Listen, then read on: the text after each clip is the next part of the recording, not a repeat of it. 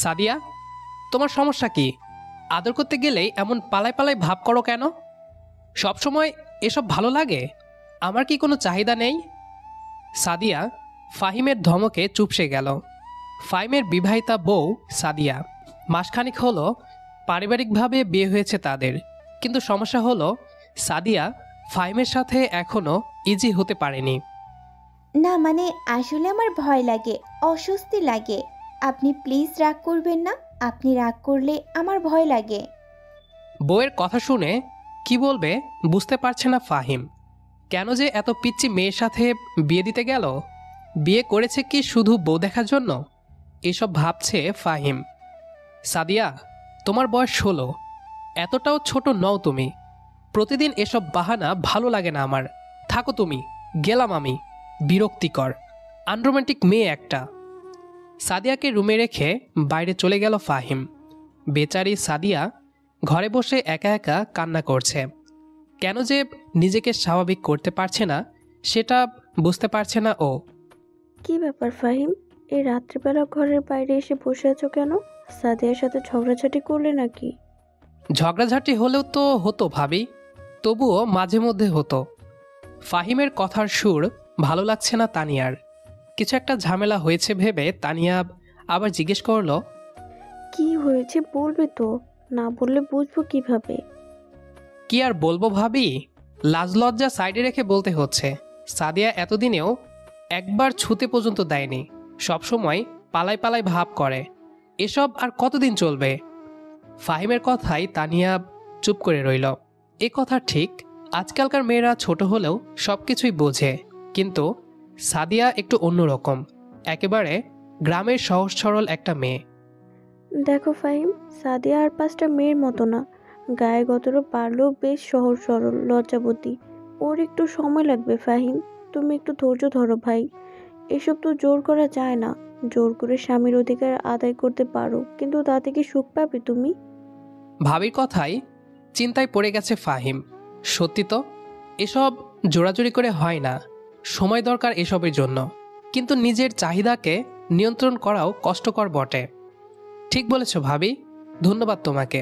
তুমি বুঝিয়ে না বললে হয়তো সাদিয়ার মনে আরও বেশি কষ্ট দিয়ে ফেলতাম। ব্যাপার না, এখন যাও। মেয়েটা নিশ্চয়ই একা একা কাঁদছে। হ্যাঁ, যাচ্ছি। আর শোনো, সাদিয়ার সাথে ভালোবাসার মানুষের মতো আচরণ করো। বউয়ের সাথে প্রেম করো, দেখবে বউ আপনা আপনিই কাছে আসবে। ফাহিম হেসে বলল, ঠিক আছে ভাবিজান। তানিয়ার সাথে কথা শেষে নিজের ঘরে গেল ফাহিম। সাদিয়া কাঁদতে কাঁদতে বিছানার একপাশে গুটিসুটি মেরে শুয়ে ঘুমিয়ে গেছে। মেয়েটার মুখের দিকে তাকিয়ে বড্ড মায়া হচ্ছে ফাহিমের। ইস, কেন যে রাগারাগি করতে গেল! নিজেকে বড়সড় একটা আহাম্মক মনে হচ্ছে ওর। ফাহিম সাদিয়ার দিকে এগোলো, তারপর কোলে তুলে নিয়ে বালিশে ভালো করে শুইয়ে দিল।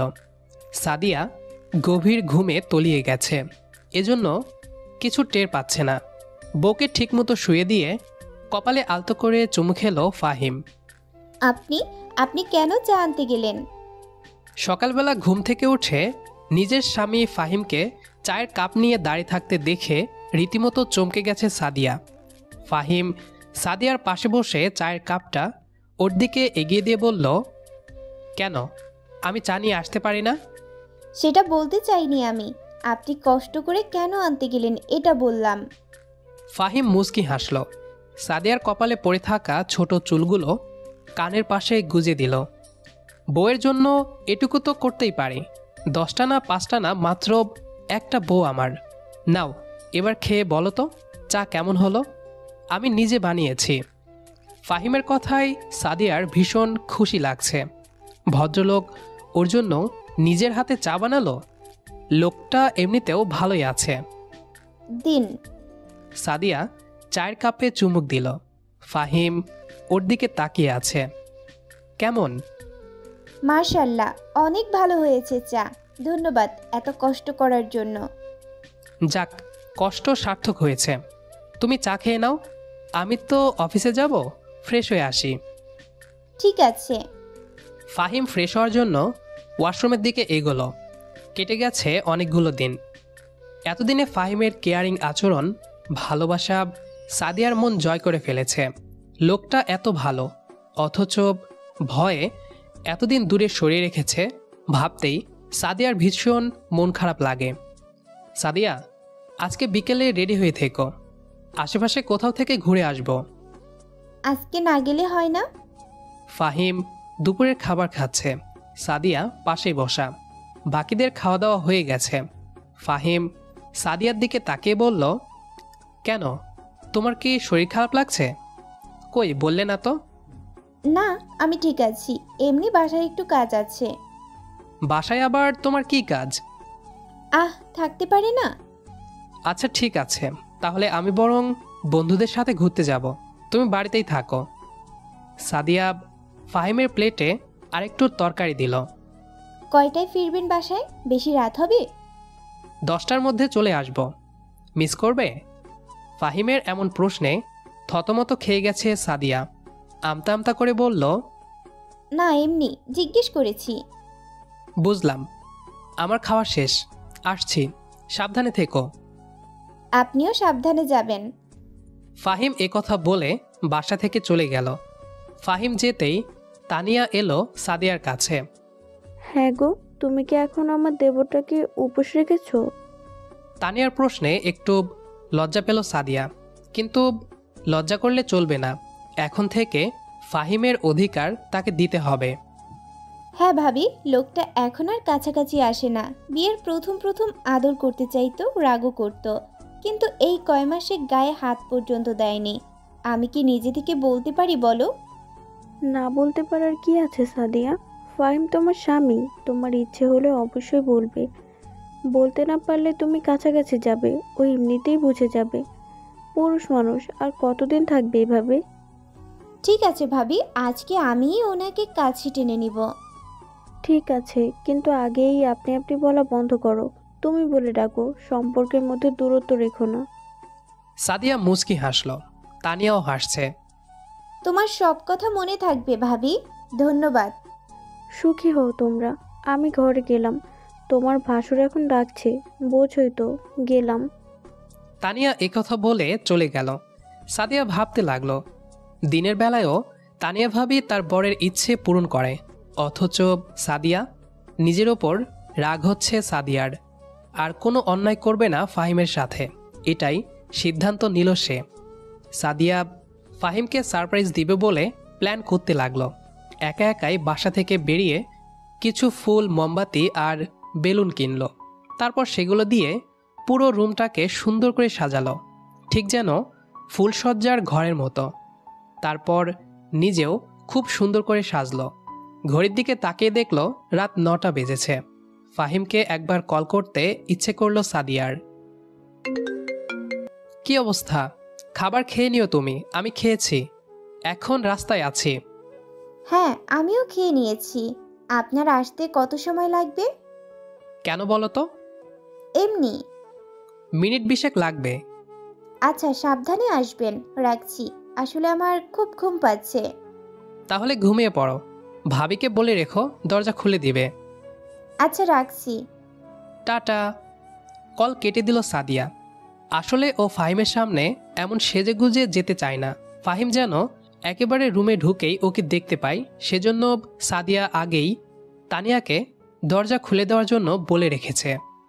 কি ব্যাপার, ঘর অন্ধকার করে বসে আছো নাকি? নিজের ঘরে ঢুকে অন্ধকার দেখে জিজ্ঞেস করলো ফাহিম।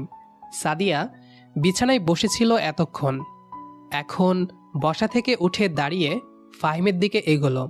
ফাহিম ঘরের বাতি জ্বালাতেই চমকালো। আসসালামু আলাইকুম। বউয়ের এত সৌন্দর্য দেখে ফাহিম হা করে তাকিয়েছিল। সাদিয়ার কথাই হুঁশ ফিরল। ওয়ালাইকুম আসসালাম। মাশাল্লাহ, আমার বউটাকে তো আজ ডানাকাটা পরীর মতো লাগছে। ধন্যবাদ। তা আজকে এত সাজগোজ, তার উপর ঘরটা এত সুন্দর করে সাজানো, ঘটনা কি বলো তো? সাদিয়া হেসে বলল, এরপরেও যদি কাহিনী না বোঝো, আর কিভাবে বুঝাবো বলো? তুমি করে বললে? হ্যাঁ, তুমি আমার স্বামী, তোমাকে বলবো না তো কাকে বলবো আর? মনে হচ্ছে আমার অপেক্ষার প্রহর শেষ হলো। তোমাকে একটু জড়িয়ে ধরি। ফাহিম মুচকি হেসে সাদিয়াকে শক্ত করে বুকে জড়িয়ে ধরল। পাগলি বউ আমার, আমার সব কিছুই তো তোমার, আমাকে ছোঁয়ার জন্য তোমার পারমিশন লাগে? তা লাগে না, কিন্তু আমাকে বুকে নিতে এত দেরি কেন করলে ফাহিম? সেটা তুমি ভালো করে জানো সাদিয়া। সাদিয়া বলল, তখন তো বুঝতাম না, আপনার সাথে সহজ হতে পারিনি সেজন্য। আমি বললাম, এখন পারবে? বিছানায় চলুন। সাদিয়ার ইশারা বুঝতে অসুবিধা হলো না ফাহিমের। সহসাই বউকে কোলে তুলে নিল সে। তারপর ধীরে ধীরে বিছানার দিকে এগোলো। বিছানায় সাদিয়াকে শুয়ে দিয়ে নিজেও সাদিয়ার ওপর ঝুঁকে পড়ল ফাহিম। কপালে গালে চুমু খেলো কয়েকটা। সাদিয়া আবেশে চোখ বন্ধ করে আছে, ঠোঁটজোড়া কেমন কাঁপছে ওর। ফাহিম মুচকি হেসে সেই কাঁপা কাঁপা ঠোঁটে নিজের ঠোঁট মিশিয়ে ফেলল। মুহূর্তেই সাদিয়ার শরীর মুচড়ে উঠল। ঠোঁট ছুঁয়ে দিতে ব্যস্ত থাকলো ফাহিম। মিনিট পাঁচেক পর সাদিয়ার ঠোঁট ছাড়ল ফাহিম।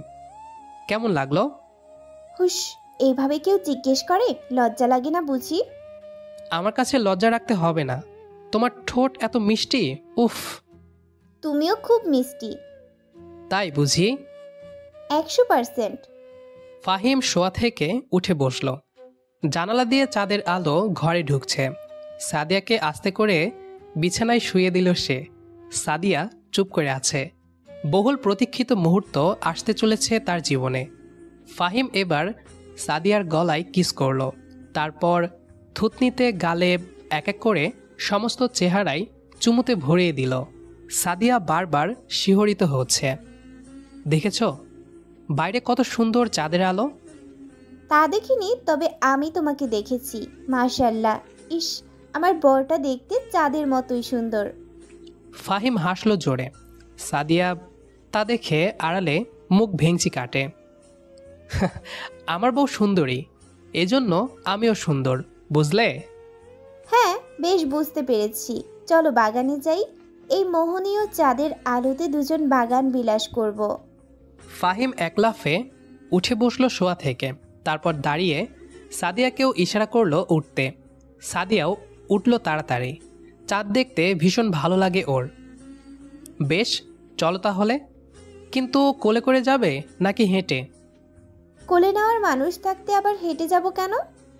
ওয়াও, বউটা তো বেশ রোমান্টিক। ওকে, আসো কোলে। হ্যাঁ। ফাহিম মুচকি হেসে সাদিয়াকে কোলে তুলে বাগানের দিকে এগোলো। বাগানে পৌঁছে বেশ কিছুক্ষণ সময় দুজন একে অপরের দিকে তাকিয়ে রইল। ভালোবাসার মানুষকে আজীবন দেখলেও দেখার শখ শেষ হয় না। সাদিয়াকে কোলে শোয়ালো ফাহিম। কোলে শুয়েই নয়নে নয়ন রেখে আছে সাদিয়া। বিয়ের পর এই প্রথম এভাবে কাছাকাছি এসেছে দুজন। কোল থেকে নামিয়ে সাদিয়াকে বেঞ্চে বসালো ফাহিম। বাগানে বসার জন্য বেঞ্চ আছে। সাদিয়ার ঘাড়ে আলতো করে কামড়ে দিল ফাহিম। সাদিয়া মৃদু শব্দ করল তাতে। ব্যথা পেয়েছো সাদিয়া? না। তাহলে? বোঝো না, আবেশে শব্দ করে ফেলেছি। সাদিয়া কথাগুলো বলে অন্যদিকে তাকালো লজ্জায়। ফাহিম সাদিয়ার হাতে নিজের হাত রাখল, কপালে কিস করলো একটা। তারপর হেসে বলল, সব লজ্জা ভেঙে ফেলবো আজ। এরপর থেকে দেখবে নিজেই এসে আদর করতে বলবে। আদরে আদরে পাগল করে তুলবো তোমাকে। ফাহিমের কথায় সাদিয়ার কান গরম হয়ে উঠছে। সমস্ত শরীরে কেমন শিহরণ বয়ে যাচ্ছে। তোমাকে আমি ভালোবাসি। এত ভালোবাসা কোথায় রাখি? বুকের বাম পাশে রাখো। জায়গা না থাকলে স্টোর রুমে রাখো, তবুও রাখো। সাদিয়ার কথায় হাসল ফাহিম।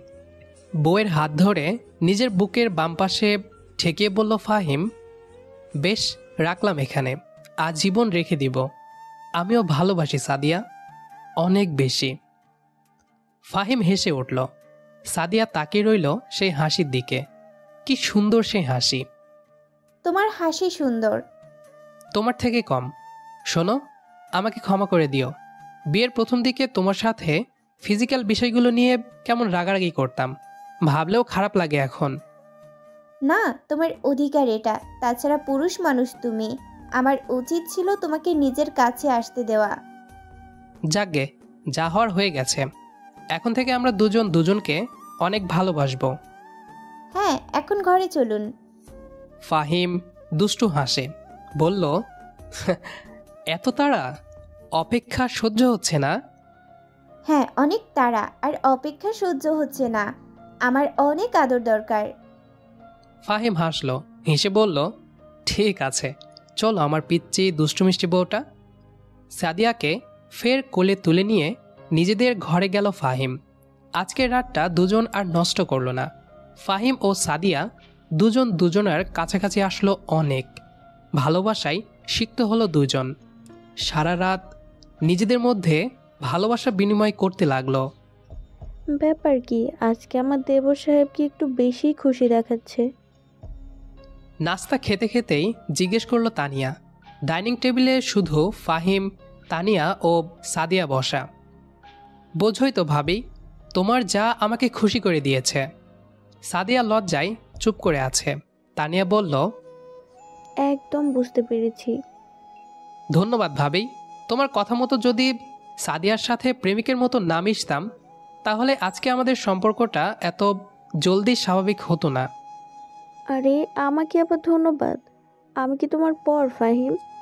তোমরা সুখী থাকলে আমরাও সুখী থাকবো। তা ঠিক। আচ্ছা তোমরা থাকো, আমি অফিসে গেলাম। ঠিক আছে, যাও। ফাহিম চলে যাওয়ার পর সাদিয়া বলল, তোমরা খুব দুষ্টু ভাবি, আমার লজ্জা লাগে তোমাদের কথা শুনে। আস্তে আস্তে তোমার সব লজ্জা কমে যাবে। বিয়ের পর প্রথম প্রথম আমারও এমন লজ্জা ছিল, তোমার ভাসুর সব লজ্জা শেষ করে ফেলেছে। তুমি না, আমি ঘরে গেলাম ভাবি। আচ্ছা যাও। সময়ের সাথে সাথে সব কিছু বদলায়, তেমন সাদিয়া ও ফাহিমের সম্পর্কের রসায়নও বদলে গেছে। দুজন বেশ হাসি খুশি হয়ে দিন কাটাচ্ছে এখন। সাদিয়া সংসারে খুব মনোযোগ দিয়েছে, আর ফাহিম নিজের অফিসের কাজের দিকে। ধৈর্য ধরে সম্পর্কে থাকলে ভালো ফলাফল পাওয়া যায়, যদি মানুষটা সঠিক হয়। আপনার স্ত্রীও যদি আপনার সাথে আনইজি ফিল করে, তাহলে তাকেও একটু সময় দিন।